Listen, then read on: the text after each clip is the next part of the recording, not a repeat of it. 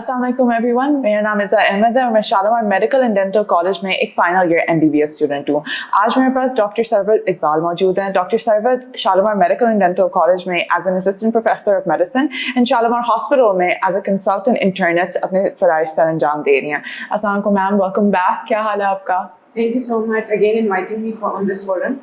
Thank you so much ma'am. जैसे आप जानती हैं कि मानसून का सीज़न शुरू हो चुका है, बल्कि आज तो बारिश भी हुई है, तो उसके मतलब आज हम अपनी गुफ्तगू करेंगे कि पानी में पैदा होने वाली कौन कौन सी बीमारियां आम हैं और पाकिस्तान में कौन सी बीमारियां आप अमूमन तौर पर देखी जाती हैं। जी, इस टॉपिक पे मैं खुद काफ़ी टाइम से बात करना चाह रही थी क्योंकि ये प्रिवेंटेबल डिजीज़ में ये टॉपिक आता है। तो थोड़ा सा हम पहले से ये बैकग्राउंड समझ लेते हैं कि हमारे जो पानी के सोर्सेज या वाटर बॉडीज़ हैं वो क्या होती हैं। ठीक है, तो हमारे यहाँ अर्बन पॉपुलेशन की अगर हम बात करें तो जो मेन वाटर बॉडी होती है जो एज ए ड्रिंकिंग सोर्स इस्तेमाल की जाती है वो अंडरग्राउंड वाटर होता है। ठीक है, जिसको जैसे शहरी इलाकों में तो पंप्स के थ्रू या मोटर्स के थ्रू उसको पीने के लिए नीचे से निकाला जाता है। अगर हम रूरल एरियाज की बात करें तो वहाँ पे वाटर बॉडीज के अंदर आपके पास वेल्स आ जाते हैं, लेक्स आ जाती हैं, रिवर्स आ जाते हैं। ठीक है, इस तरह की चीज़ें आ जाती हैं। तो वाटर बॉडीज की जो कंटेमिनेशन है वो एक्चुअली सबब बनती है वाटर बॉर्न डिजीजेस का। लेकिन बेसिकली जो वाटर बॉर्न डिजीजेस या पानी से फैलने वाली जितनी भी बीमारियाँ हैं वो कंटेमिनेटेड या गैर मयारी पानी के पीने या इंजेस्ट करने की वजह से फैलती है। ठीक है, और इसमें जैसे कि हम अगर हम जिक्र करें तो उसमें टाइफाइड आ जाता है, हेपेटाइटिस है, हेपेटाइटिस A और E जिसको काला यरकान कहा जाता है, पीला यरकान कहा जाता है, और डायरिया की बीमारियां हैं, साल की मुख्तलिफ अक़साम हैं, हैज़ा है, ये सारी वाटर बॉर्न डिजीज़ में आती हैं। बिल्कुल मैम, जैसे ये सीजनल बीमारियां होती हैं, जैसे मौसम आता है तो एकदम से हम एक राइज देखते हैं OPD में भी कि ऐसे पेशेंट ज़्यादा आने लग जाते हैं। घर के अंदर क्या इंतज़ाम होना चाहिए बिफोर दिस सीज़न कि इंसान ऐसी बीमारियां खुदा न खास्ता किसी को घर में हो जाती हैं तो वो उससे निपट सके? अच्छा, देखिए, सबसे पहले जब हम बात करते हैं तो हमेशा प्रिवेंशन के ऊपर सबसे पहले बात होती है। तो जैसे कि आपको मैं जिक्र कर रही थी कि वाटर सोर्स हमारा क्या क्या होता है, तो वाटर की कंटेमिनेशन के जो सोर्सेज हैं हम सबसे पहले उन पर फोकस करते हैं। ठीक है, जब शहरी इलाकों की हम बात करते हैं तो जब भी रेनी सीजन आता है तो अंडरग्राउंड वाटर लेवल बढ़ जाते हैं। ठीक है, तो वाटर लेवल के ऊपर आने की वजह से आपकी जो कई इलाकों के अंदर सीवरेज लाइंस नाकिस होती हैं या नकारा होती हैं जिसमें लीकेज और ब्रेक्स होते हैं, जिसकी वजह से उसकी कंटेमिनेशन होना शुरू हो जाती है कि जो आपका पीने का साफ पानी है वो भी कंटेमिनेट होना शुरू हो जाता है। और अगर हम रूरल एरियाज की बात करती हैं तो जहाँ पे डायरेक्ट एनिमल एक्सक्रीटा या ह्यूमन एक्सक्रीटा या जो इंसानों का या जानवरों का फुजला है वो डायरेक्टली पानी के अंदर उसका इखराज हो रहा होता है जिससे उसकी कंटेमिनेशन होती है। तो ये दो मेन सोर्सेज होते हैं उसके आलूदा होने के। ठीक है, तो जब हमें ये आइडिया हो जाता है कि आलूदा किस वजह से हो रहा है तो हम सबसे पहले तो उसकी प्रिवेंशन के ऊपर तवज्जो दें। ठीक है, कि उसको वाटर बॉडीज को पोल्यूट करने से या कंटेमिनेट होने से बचाना चाहिए। ठीक है, ऐसे एरियाज जहाँ पे सीवरेज लाइंस प्रॉपर नहीं है वहाँ पे आपको उनकी रिपेयर या उसके लिए एफर्ट करनी चाहिए। और जो पीने का पानी अगर आप इस्तेमाल कर भी रहे हैं ऐसे इलाके के अंदर तो उसको हमेशा बॉयल करके इस्तेमाल करना चाहिए।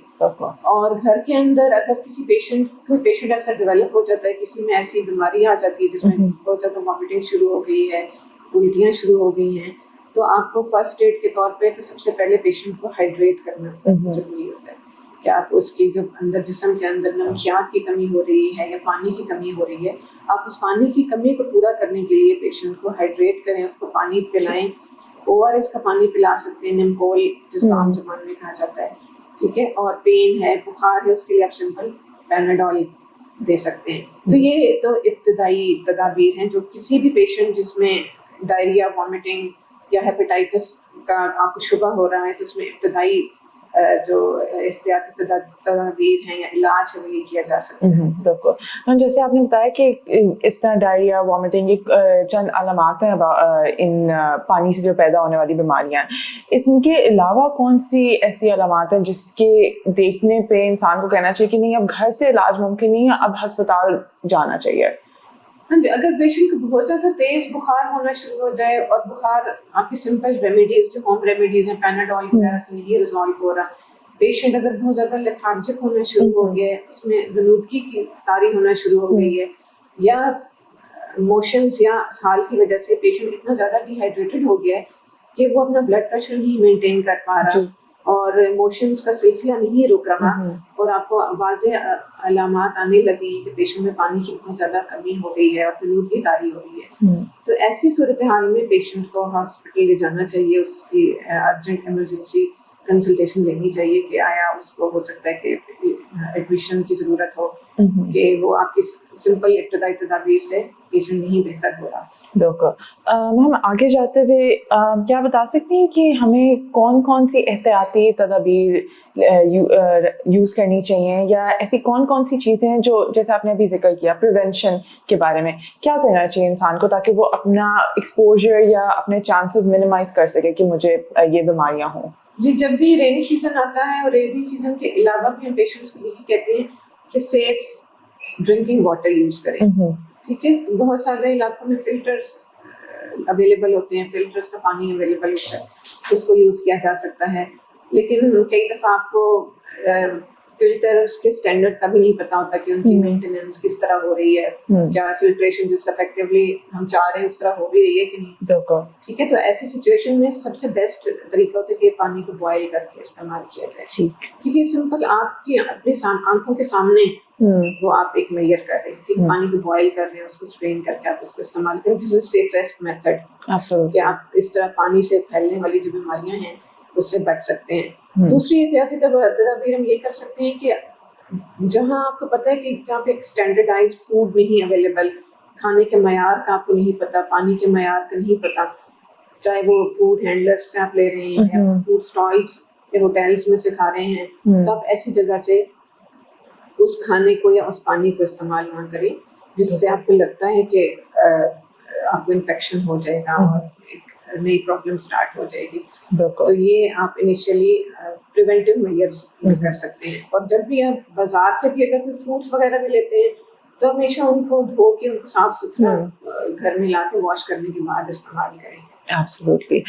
मैम जैसे आपने जिक्र किया टाइफाइड का, हेपेटाइटिस ए का, वैक्सीन का क्या रोल है इन बीमारियों से बचाव के लिए? जी, वैक्सीन बहुत इफेक्टिव होती हैं, जैसे कि टाइफाइड की वैक्सीन अब पाकिस्तान में भी अवेलेबल है और अब तो जो EPI प्रोग्राम है उसके अंदर भी इसको इंक्लूड कर दिया गया है बच्चों के लिए। एडल्ट्स के अंदर पाकिस्तान के अंदर टाइफाइड की वैक्सीन लगाने का उस तरह फ़ायदा हमें इसलिए नहीं होता कि हमारी majority of population already typhoid के जरासीम से एक्सपोज हुई है, जिसकी वजह से हमारे अंदर एक हद तक मुदाफ़ियत आ चुकी है उसके अगेंस्ट, ठीक है। लेकिन फिर भी बच्चों में या टीनेजर्स में हम टाइफाइड की वैक्सीन को रिकमेंड करते हैं और ये बहुत एक इफेक्टिव प्रिवेंटिव मेजर है जो कि यूज़ करनी चाहिए। इसी तरह हेपेटाइटिस ई की वैक्सीन अवेलेबल है। हेपेटाइटिस ई की वैक्सीन भी इसी तरह हेल्थ केयर वर्कर्स में रिकमेंडेड होती है, प्रेग्नेंट फीमेल्स में रिकमेंडेड है, बच्चों में आप दे सकते हैं and it is very safe. Absolutely. Ma'am, there is a common misconception, माना जाता है कि जो डेंगू और मलेरिया जो बीमारियां हैं इनको भी अमूमन तौर पे पानी से पैदा होने वाली बीमारियां कहा जाता है। क्या ये सच है या क्या ये बीमारियां किसी और तरीके से फैलती हैं? डेंगू और मलेरिया बेसिकली मच्छर के काटने से फैलती हैं। हम ये तो नहीं कह सकते कि वो डायरेक्टली पानी से फैल रही हैं, लेकिन क्योंकि जब भी मानसून का सीजन आता है या जब भी आप देखते हैं कि पानी कहीं पे खड़ा हुआ है तो वहाँ पे मच्छर की अफजाइश बढ़ जाती है, ठीक है। मच्छर की अफजाइश बढ़ने की वजह से मच्छर के फिर एक होस्ट, ह्यूमन होस्ट है उसका, उसको काटने के लिए उसको अवेलेबल मिल जाती है, ठीक है।